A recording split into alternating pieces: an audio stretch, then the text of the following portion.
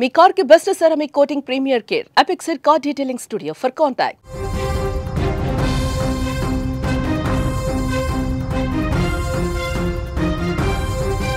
కోనసీమ జిల్లాలో అత్యంత విషాదకరమైనటువంటి ఘటన చోటు చేసుకుంది. రాజమండ్రిలోని ఓ ప్రైవేట్ ఇంజనీరింగ్ కళాశాల బస్సు డ్రైవర్ తాను గుండెపోటుకు గురైనప్పటికీ క్షణాల్లో బస్సును ఆపేసి అందులోని దాదాపు 50 మంది విద్యార్థుల ప్రాణాలు కాపాడి తాను కూడా ప్రాణాలు వదిలాడు.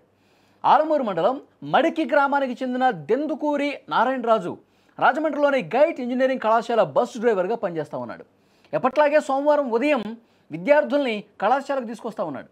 ఈ క్రమంలో మడికి సమీపంలోని 216A జాతీయ రహదారిపై బస్సు వెళ్తుండగా ఆయన అస్వస్థతకు గురైనటువంటి పరిస్థితి. నారాయణరాజుకు తీవ్రమైనటువంటి గుండెపోటు వచ్చిందని గ్రహించిన తన నియంత్రణ కోల్పోకుండా బస్సును క్షణాల్లో మధ్యలోనే సురక్షితంగా ఆపేశాడు. బస్సు పూర్తిగా నిలిచినట్టు నిర్ధారించుకున్న తర్వాత అతను ఒక్కసారిగా కిందకు దిగేసి జాతీయ రహదారి డివైడర్ వద్ద కుప్పకూలిపోయినటువంటి పరిస్థితి ఉంది.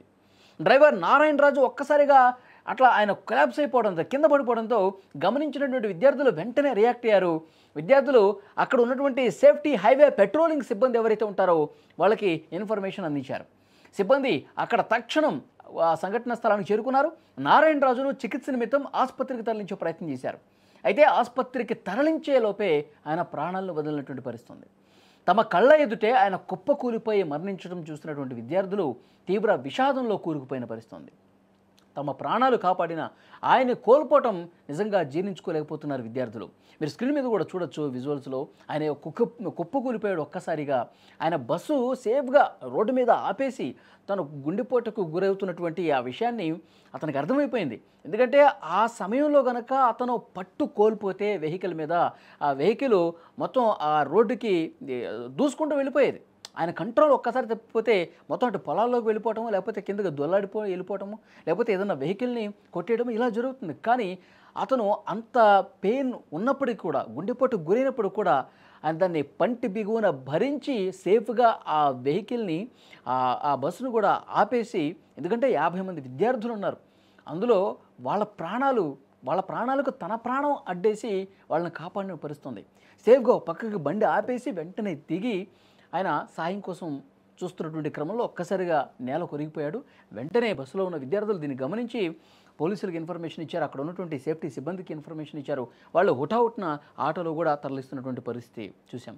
కానీ ఆయన ఆసుపత్రికి తరలించేలోపే ప్రాణాలు వదలటం అనేది చాలా బాధాకరమైనటువంటి విషయం. విద్యార్థులందరూ కూడా చాలా బాధలో మునిగిపోయారు.